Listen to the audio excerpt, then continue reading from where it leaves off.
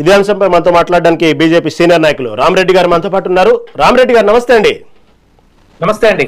రామరెడ్డి గారు, వాస్తవంగా ఈ కేంద్ర మంత్రివర్గ విస్తరణ వాస్తవంగా 5 రాష్ట్రాల ఎన్నికల తర్వాత అన్నటువంటి ప్రచారం జరిగింది. అప్పుడు కొంత వాతావరణం, రకరకాల ఊహాగానాలు జరిగినాయి. ఆ తర్వాత అనేక పరిణామాలు దేశంలో కానివ్వండి, ఇటు చూస్తే ప్రపంచ విషయంలో చూసుకున్న యుద్ధాల విషయంలో అనేక రాజకీయ మార్పులు, రాజకీయ సమీకరణాలు జరిగినాయి. తర్వాత ఉన్నటువంటి రాష్ట్రాల ఎన్నికల ఫలితాల తర్వాత జరిగినటువంటి సమీకరణాల దృష్ట్యా కొంతవరకు మళ్ళీ వాతావరణం చల్లబడింది. ఇప్పుడు మళ్ళీ కేంద్ర మంత్రివర్గ విస్తరణ తెర ముందుకు వస్తూ ఉంది.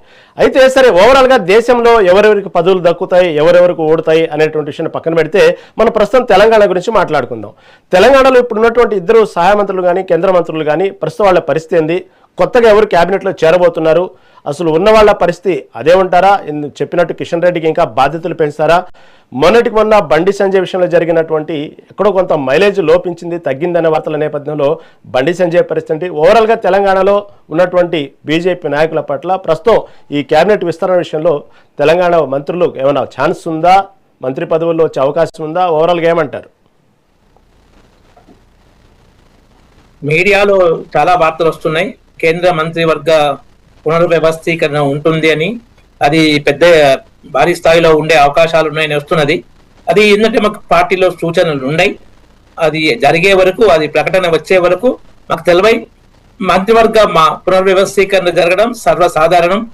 అయితే ఫ్రీక్వెంట్ గా కాకుండా ఇప్పుడు 2 సంవత్సరాలు పూర్తి చేస్తుంది కాబట్టి ప్రభుత్వం ఈ పనితనాన్ని పరిశీలించి తర్వాత ఇంకా మిగతా కారణాలు ఎన్నో ఉంటాయి, రాష్ట్రాల వారీగా ఏమన్నా తక్కువ ఎక్కువ అలాంటి విషయాలు, సామాజిక విషయాలు, తర్వాత పార్టీకి అవసరాల దృష్ట్యా, ఎలక్షన్స్ వచ్చే దృష్ట్యా కొంతమందిని ఆ బాధ్యతలు ఒప్పజెప్పి మార్పులు చేర్పులు, తర్వాత మిత్రపక్షాలకు కూడా ఏమన్నా మార్పులు చేర్పులు అవసరాలు ఉంటాయి. కాబట్టి ఆ విధంగా మార్పులు ఉండే అవకాశం ఉంది. అది కొంచెం పెద్ద స్థాయిలో వస్తుంది. అందులో ఇంకో ఏంటంటే కేంద్ర మంత్రి జార్జ్ కురియన్ రాజ్యసభ ఎక్స్టెన్షన్ రాకపోవడం, వారు రాజీనామా చేయడం. రవనీత్ సింగ్ బిట్టు అయితే రాజీనామా ఏం చేయలేదు, కోరినట్టు కూడా ఇక్కడ వార్తలు లేవు. రాజ్యసభ ఎలక్షన్ ఇంకా 6 months వరకు టైం ఉంటుంది కాబట్టి దాని మీద ఊహాగానాలు వద్దు అని అనుకుంటున్నాం. అది ప్రధానమంత్రి మోడీ గారికి ఏంటంటే కేంద్ర మంత్రివర్గం ప్రధానమంత్రి గారి ఇష్టానుసారంగా ఉంటుంది పూర్తిగా, రాష్ట్ర మంత్రివర్గం ముఖ్యమంత్రి ఇష్టానుసారంగా ఉంటుంది. కాబట్టి ప్రధానమంత్రి మోడీ గారు, తర్వాత మన హోంశాఖ మంత్రి అమిత్ షా గారు రాష్ట్రపతిని కలవడంతో ఈ ఊహాగానాలకు చాలా బలం చేకూరింది. మోడీ గారు కలవడంతో మంత్రివర్గం పునర్వ్యవస్థ మాట్లాడి ఉండొచ్చు అని, తర్వాత అమిత్ షా గారు కలవడంతో ఆ తేదీ నిర్ణయం కోసం వెళ్ళినచ్చు అని మీడియాలో వస్తున్నాయి ఈ వార్తలు. మనకు వాటి విజయాలు తెలియదు, ఏమో కావచ్చేమో అనిపిస్తుంది.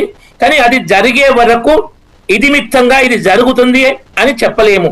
జరగవచ్చు, కానీ వీళ్ళని తీసుకుంటారు, వీళ్ళని తీసుకోరు అని ఎక్కడ ఖచ్చితంగా ఎప్పుడు చెప్పలేము.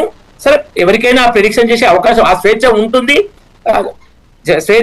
ప్రెడిక్షన్ ఏ విధంగా ఉండి యాక్చువల్ జరిగేది ఇంకో విధంగా ఉండొచ్చు. అయితే మేము తెలంగాణ బీజేపీ వాళ్ళు ఏంటంటే తెలంగాణ ఈ సాధి సంఖ్య కొంచెం పెంచే అవకాశం ఉందని భావిస్తున్నాం. ఎందుకంటే కేంద్ర పార్టీ దృష్టి, కేంద్ర దృష్టి తెలంగాణ మీద బాగా ఉంది. తెలంగాణలో ఎలాగైనా అధికారంకి రావాలి. ఈ 2 కుటుంబ పార్టీలతో తెలంగాణ చాలా దెబ్బతిన్నది. కాబట్టి తెలంగాణ రావడం చాలా ముఖ్యమని భావిస్తారు. కాబట్టి తెలంగాణలో ఇప్పుడు 2 ఉన్నాయి, అవి 3 అవుతాయా 4 అవుతాయా ఎలా అవుతాయి అనేది తెలియదు. కనీసం 3 అయితే అవుతాయి, 4 అయినా ఆశ్చర్యపోవాల్సిన అవసరం లేదు.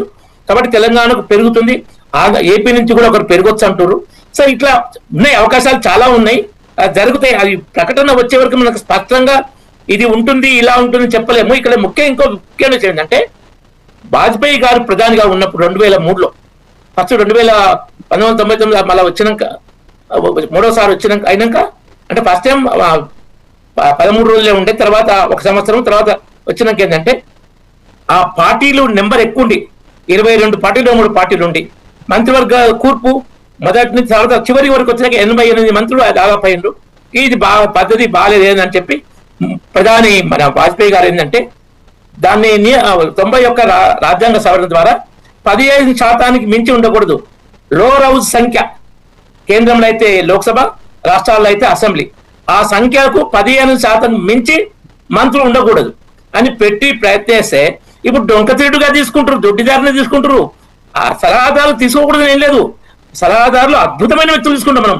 అజిత్ దోవల్ గారు జాతీయ భద్రతా సలహాదారు, వారు అద్భుతమైన వ్యక్తి, యావత్ ప్రపంచానికి తెలుసు. వారికి వారు ఎట్లా పనిచేస్తారో వారికి ఆ బాధ్యత ఎంత అవసరం. కానీ అట్లా లేవు తెలంగాణలో కానీ కర్ణాటకలో కానీ మంత్రి పదవులు అడిగితే లొల్లి పెడితే అక్కడ బాబు అది ఖాళీ ఉంచాలి రెండు ఖాళీ ఉంటేనే ప్రభుత్వం సురక్షితంగా ఉండి పూర్తి 18 తీసుకుంటే రాని వాళ్ళంతా లొల్లి పెట్టి గవర్నమెంట్ పడిపోద్ది. అక్కడ ఖాళీ ఉంచాలి కాబట్టి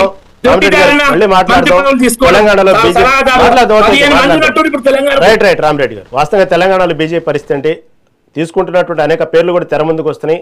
సరే వాళ్ళకి ఏ సామాజిక వర్గమా లేకపోతే ఉన్నటువంటి పునర్జన్మల మార్పుల వలన ఎలాంటి సమీకరణాలు తీసుకుంటారని మనం